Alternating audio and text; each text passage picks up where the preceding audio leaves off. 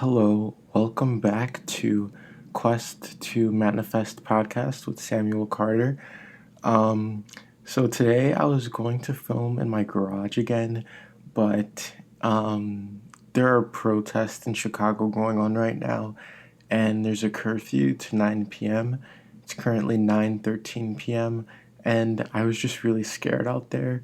My garage is pretty far away from my house. It's a detached garage, and I felt like the killer was gonna get me. So I'm in my room, and I say all of this to say if the sound quality isn't as good as it was in the first episode, I'm sorry. Please excuse it. I am in my room, but you guys don't care.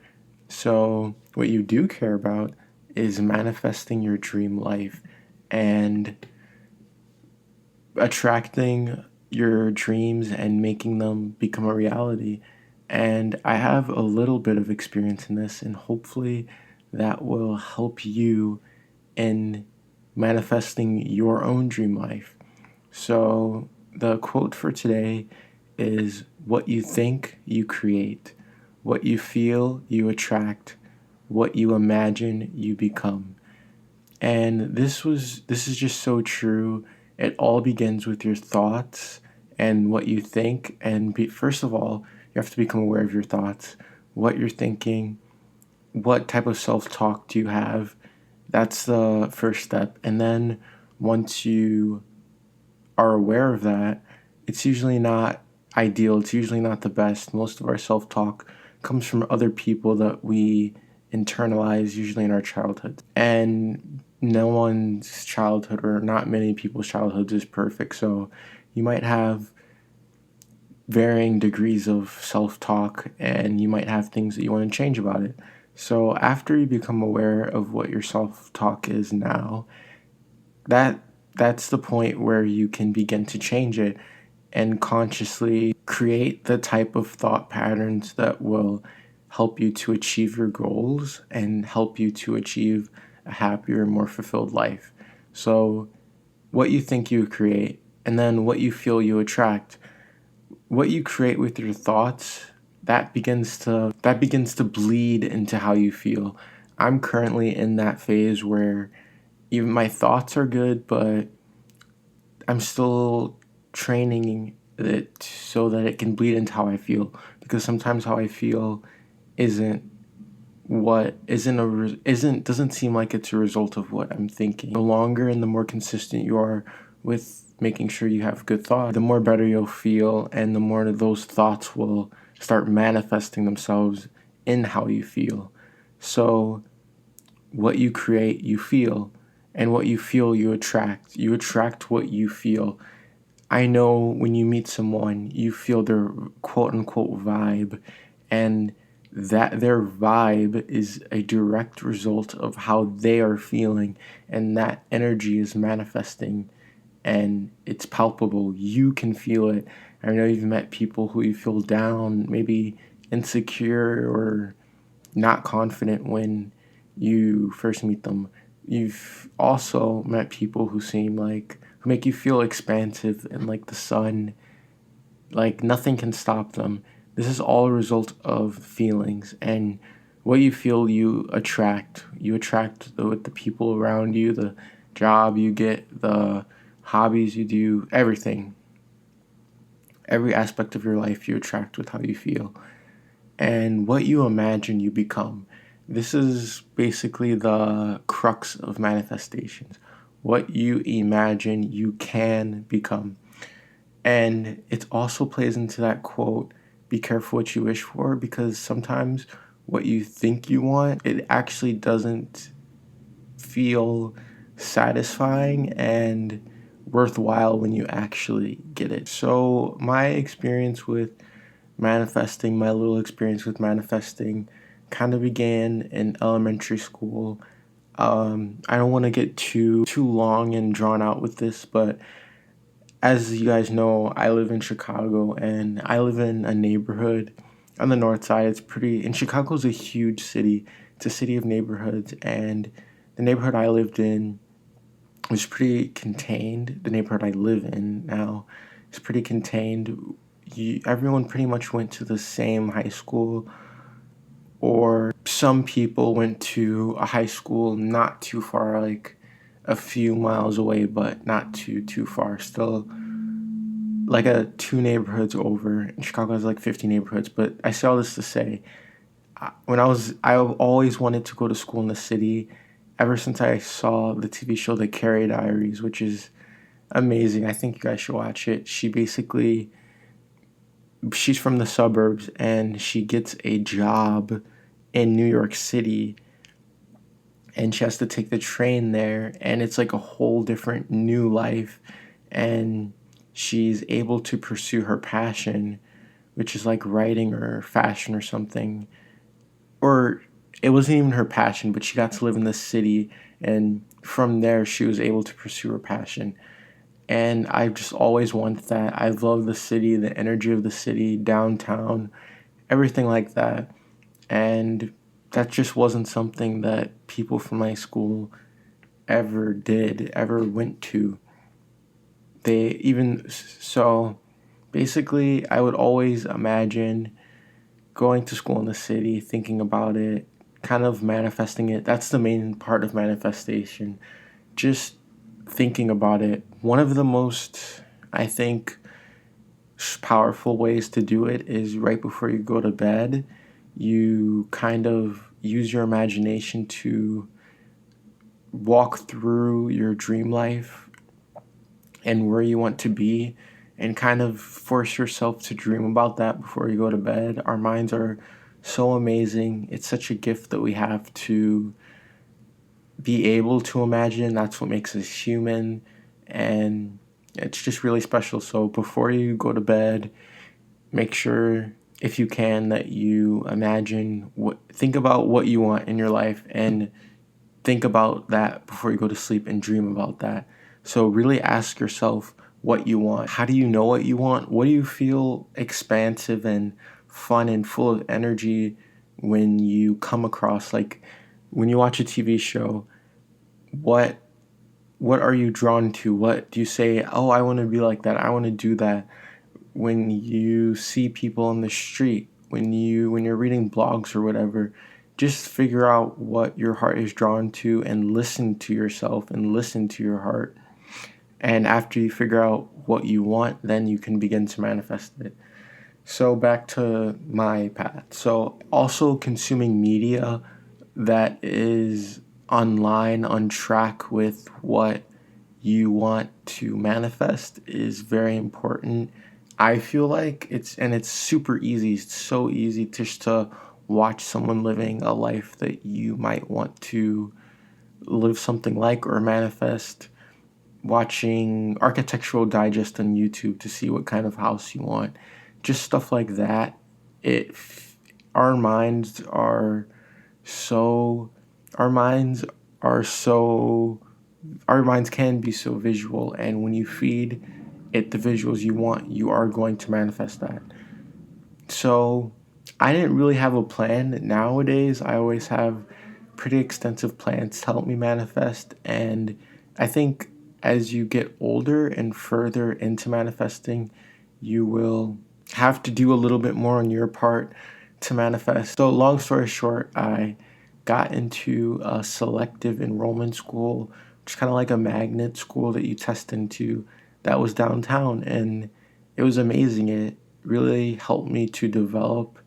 I got another job there downtown. I was able to go downtown after school every day, which is something I could have never done in my neighborhood, which is an hour train ride away from the city. So just going to school near downtown, basically downtown, provided me a lot of opportunities, and it's something that I almost unconsciously manifested into my life.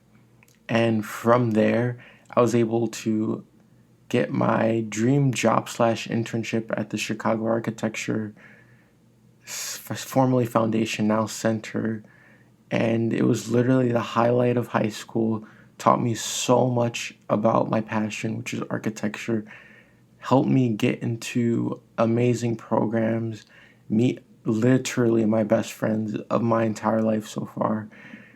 And also, I got paid, which is amazing. And this is all from goals, manifestations that I started unconsciously in middle school. So now I'm going to go through a few steps that are commonly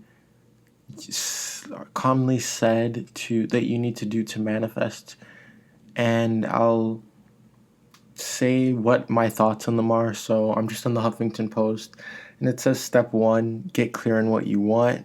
So for example, don't say I want a car, say I want a used SUV with less than 30 30,000 miles on it that's priced under $15,000.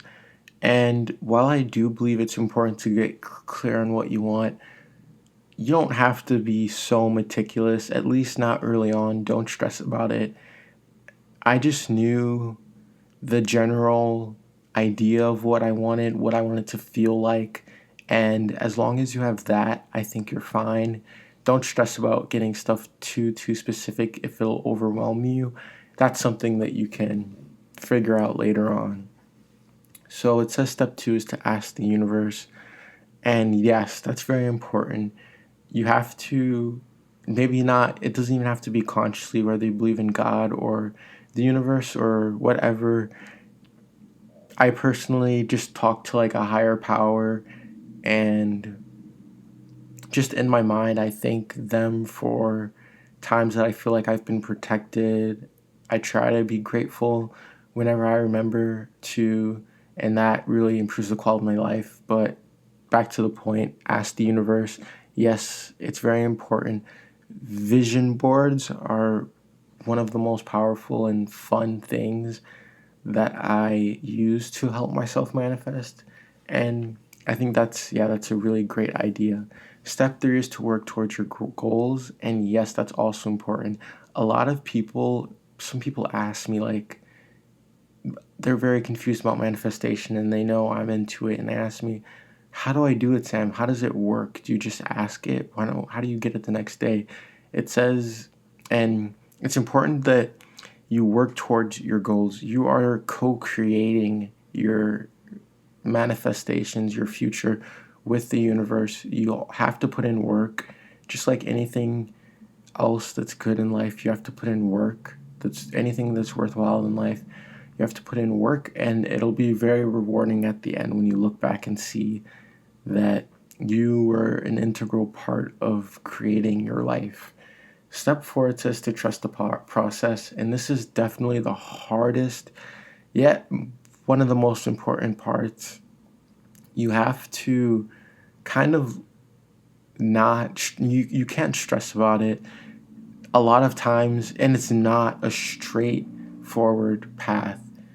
It is not a straightforward path. A lot of the times you'll go back, and that's simply just the universe either showing you that what you're doing is not right, and not right, but it's showing you what you put in. So if you're looking for the wrong things, then you're going to get the wrong things out. And that's not necessarily a bad thing. It just shows it's more knowledge for you. Just like when Edison or whatever was figuring out how to make a light bulb, he didn't say he failed 10,000 times to find the right filament material. He found 10,000 ways that didn't work, which is very important and a part of the process that might not be glamorous but is still very valuable. So, yeah, trust the process and also look back and see how far you've come. That's very important to help keep you motivated to keep working on your goals. Step 5, it says receive and acknowledge what you get. And this kind of goes into the trusting the process. It's important to look back and see what you have gotten just to help you stay motivated to get more in the future and to continue working hard in the future. Step 6 is keep your vibration high, and this is really important, but it's not easy. It's not always the easiest thing. It says vibrations are like little radio signals you are continuously sending out to the universe. You must tune your signal to a vibration worthy of receiving it. Stay positive and thankful. And consciously, as long as you're consciously trying to do it, don't stress about it. If your vibration falls, because that's just natural, it's just human. No one, me, people think I'm happy all the time. No. You have to have lows to have highs, but as long as you're consciously trying to keep your vibration high, that's all that matters. Step 7 is and this is the last step, it says to clear your resistance. And this is really important, although, actually, yes, I have, looking back now, I have cleared things that were resisting, were resisting it. Sometimes it's really important just to be dumb and naive, because sometimes if you fully understand the hurt and pain and hardship that you'll have to go through to get what you want, you won't go after it. And it's really important that you just drop doubts, pain, procrastination, frustrations, anxiety, fears, regrets, and resentments, just to be able to focus all of your energy, which is very important and powerful. You have so much energy, and you want to make sure that you're focusing and directing that energy at manifesting your goals and on things that you want, not on what you don't want. So do not waste, I'll go into this in a whole nother episode, but don't waste your time focusing on other people, talking, gossiping about other people, because why are you giving your time and your energy, literally your life source, why are you wasting that on other people instead of putting that into yourself? So yeah. Also, quote unquote, like fake friends, people who don't make you feel good, just things that bring you down, don't let it waste your time. There's so many people who will drain your energy, and it's just not worth it. Honestly, the best times, maybe not the best times, but the most productive times I can think of are not necessarily when I'm with other people. Those might be some of the funnest, but not those aren't the most productive times when I look back at it. And the times when I learn about myself, and the times that I ultimately improve myself and do soul searching work that'll make me better prepared for when I go back with other people. It's important to take time to focus on yourself and almost to isolate. Do not isolate yourself. That's not what I'm telling you to do, but don't feel so attached to people, and especially do not stay attached to people who do not either help you, not necessarily help you get with your goals, but make you feel good or can help you get to your goals and what you want to manifest. Okay, another thing I didn't realize some people might struggle with that I want to touch on is, what should you be manifesting?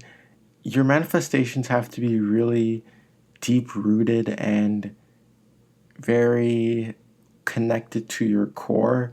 You can't just, or you can, but I don't think it's fruitful. I don't think it's necessarily the best thing to do to try to manifest superficial stuff to show off to other people. And even though you might not consciously want to, really dig deep to your subconscious. Why do you want, I don't know, I can't even think of it because I'm not that materialistic, but let me think of something. Gold flip-flops, for example. Would you actually enjoy them? Is that actually worth it for you? Do you want to manifest that? Or do you want to show off to other people? Do you want Gucci or whatever because they're good quality? Or is there another brand that's good enough quality? You just want Gucci to show off. You have to really ask yourself, do you want it in your heart of hearts? How will you benefit from having this? Is it deep rooted in your core, or is it superficial approval and what you think you should have? And when you think about having it, when you imagine it, does it feel right, or does it feel fake? Does it feel phony? And how will it be good for you and others? Will it actually bring true, long lasting, sustainable happiness to your life, or is it superficial, one time pleasure? So, yeah, I'll go into a few tips on just what I would have loved to know early on about manifestation. Number one, don't if you don't get something, if something falls, if you see things are falling out, like you're losing, quote unquote losing people, if you see it seems like you're not getting what you want, sometimes that's actually means that the universe is clearing a path for you to get something better and something that you actually want, which is really kind of amazing if you think about it. So even if you're sad, just realize and remember what Sam's telling you right now. There's something better for you. You never lose something. Places are just spaces are cleared for you to have something better. Also, vision boards.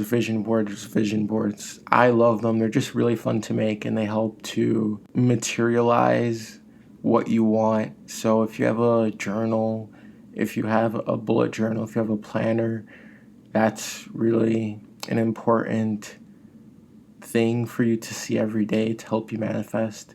Another thing is being grateful, and keeping a gratitude journal. This goes into keeping a very high vibration, which is an important part of manifestation. Keeping a gratitude journal, even if it's little things, even if you literally repeat the same thing every day. I'm grateful for my cup of coffee. I'm grateful for the city I live in. I'm grateful for my dog.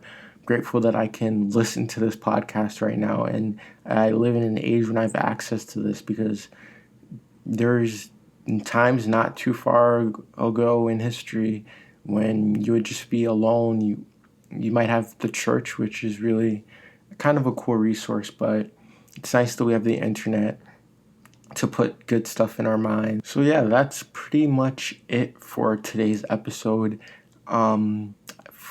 Before I leave you off, I just want to let you know that use your powers of manifestation for good. Never, ever, ever, ever, never in a million years, just don't try to manifest bad for other people or justice. That's not your place. That's the universe will already do that. Karma will always have its kiss. Just don't manifest bad things for people, and try not to your best ability, manifest superficial or things that aren't deep. Thank you so much for listening to today's episode. Again, please leave a comment or review on what you would like to see, or just let me know that anyone has made it this far, even if it's literally just like a period in a review. But I'm going to let you guys go. Have an amazing day. Make sure that you are keeping your vibration high, and maybe tonight try to visualize what you want and let me know how it works out. Thank you so much for your time, and I'll talk to you in the next one. Goodbye.